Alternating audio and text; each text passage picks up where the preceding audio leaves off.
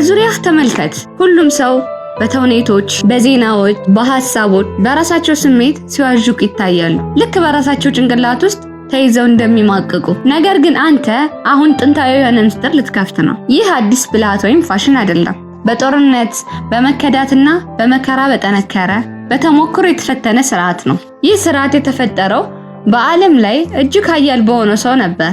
እሱም ሮምን እየገዛ ሳለ በየምሽቱ አእምሮውን እንዴት መቆጣጠር እንዳለበት ለራሱ በጸጥታ ይጽፍ ነበር።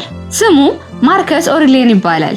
ዓለም በእሳት ነበልባል ውስጥ በነበረችበት ጊዜ እንኳን በግልጽ እንዴት ማሰብ እንዳለበት ያውቅ ነበር። ዛሬ የሱን ስርዓት ትማራለህ። ይህም በዚህ ትርምስ የበዛበት ዓለም ውስጥ ለመትረፍ ብቻ ሳይሆን ሁኔታዎችን ለመቆጣጠር ጭምር ነው። ስሜት ውሸት ነው። ተመልከተውና አስወግደው። በውጫዊ ነገር ከተቸገርክ ስቃዩ በራሱ በነገሩ ምክንያት ሳይሆን ስላንተ ግምት ነው። ማርከስ ኦሬሊየስ አብዛኞቹ ሰዎች ስሜትን አይመረምሩም፣ እነሱ ራሳቸው ስሜታቸውን ይሆናሉ ይላል። ሲናደዱ ይጮሃሉ፣ ሲያዝኑ ይጠፋሉ፣ ሲጨነቁ ማለቂያ የሌለው ዜና ያያሉ። ማርከስ ግን ስሜትን እንደሚያልፍ ደመና ያየው ነበር። ሊታዘዙት የሚገባ ነገር ሳይሆን ሊታይ የሚገባው ክስተት። የአእምሮ ልምምድ። በተጨናነክበት ቅጽበት ምላሽ አትስጥ፣ ስም ስጠው። ይህ ቁጣ ነው፣ ይህ ፍርሃት ነው፣ ይሄ ኩራት ነው በል። ስም መስጠት የማንነት ቅዠትን ይሰብራል። አንተ ስሜቱ አይደለህም፣ አንተ ታዛቢው ነህ።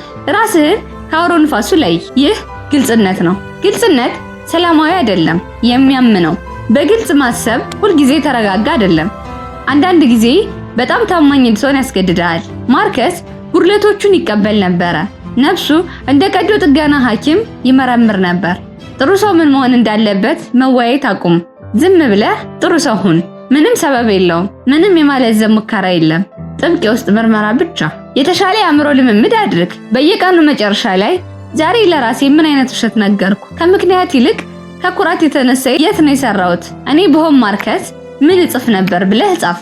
ይህ ቀላል አይደለም፣ ነገር ግን ግልጽ ያልሆነ ምላሽ ሰጪ ህይወትን መኖር ቀላል አይደለም። ይህ የስፓርታን ደረጃ የአእምሮ እድገት ነው። ኢጎህን ግደል እና ተማሪ ሁን። ማርከስ ንጉስ ነገስት ብቻ አልነበረም፣ የእውነት ተማሪ ነበረ። ቢያሳፍረውም ኩራቱ ቢጎዳውም እንኳን 10,000 ሰዎችን ስለ አንድ ርዕሰ ጉዳይ ምንም የማያውቁ ከሆነ ያላቸው አስተያየት ዋጋ የለውም። ይህ ግልጽነት ነው። ለጭብጨባም ሆነ ለትችት ምላሽ አለመስጠት፣ ለእውነት ብቻ ትኩረት መስጠት። የግልጽነት ህግ የምንለው እንዴት እታያለሁ ብለህ ፈጽሞ አትጠይቅ። ይህ እውነት ነው ብለህ ጠይቅ። ከሆነ አስተካክል፣ ካልሆነ ችላ በለው። በዚህ መንገድ የማይናወጥ ሰው ሆን። ስለ ሞት አስብ። አእምሮ መሳሪያ ነው። አሁን ህይወትህ ልትለቅ ትችላለህ። ያ የምታደርገው፣ የምትናገረው፣ የምታስበውን ይወስናል። ሁሉም ሰው አንድ ጊዜ ብቻ እኮ ነው የምትኖረው ይላል። ማርከስ ግን ሞትህን አስብ ይል ነበር። እንደምትሞት አስታውስ። ይህ የሚያሳዝን አይደለም፣ ግልጽ የሚያደርግ ነው። ምክንያቱም ሞትን ስታስታውስ ሁለት ነገሮች ይከሰታሉ።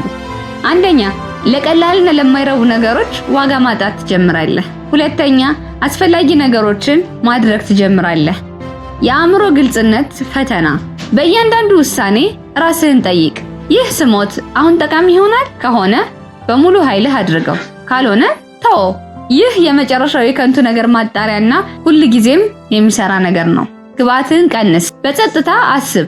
ከቁጥጥር ውጪ የሆኑ ነገሮችን በጨመር ቁጥር ያለን ቁጥጥር ይቀንሳል። በጩኸት ውስጥ በግልጽ ማሰብ አትችልም።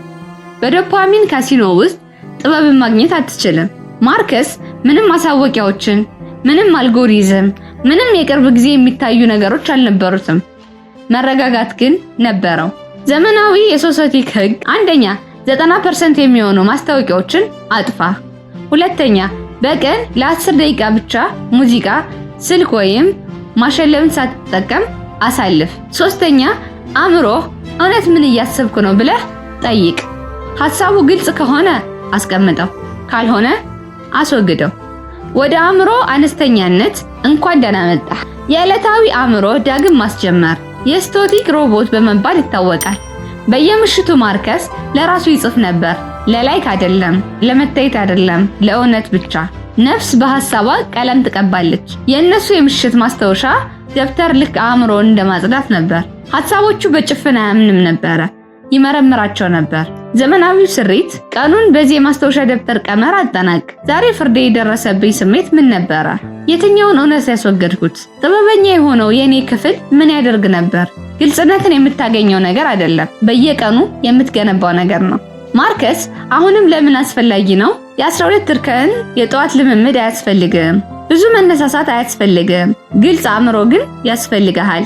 ያ ደግሞ ስሜታዊ ድምፅን በማስወገድ ይጀምራል። እንደ ተማሪ ማሰብ እንጂ እንደ ኮከብ አለማሰብ። ማችነትን መጋፈጥና ከራስ ሐሳቦች ጋር በጸጥታ መቀመጥ በጣም አስፈላጊ ነው። ማርከስ ኦርሊያን ግዛትን እየገዛ ሳለ ያንን ያደርግ ነበር። አንተም የህይወትን ትርምስ እየመራህ ሳለ ልታደርገው ትችላለህ። ግልጽ አስተሳሰብ የቅንጦት አይደለም፣ መሳሪያ ነው። እንደ ተዋጊ ተጠቀምበት፣ ወይም በዙሪያ ባለው ትርምስ ተገዛ። ነገሮችን በጥበብ ምረጥ። ይህ ጠቃሚ ይዘት እንደወደዳችሁት ተስፋ አደርጋለሁ። ለበለጠ ምክሮችና ትምህርቶች ቻናላችን ሰብስክራይብ በማድረግና የደወል ምልክቱን በመጫን ቪዲዮውን ላይክ ማድረግ አይርሱ።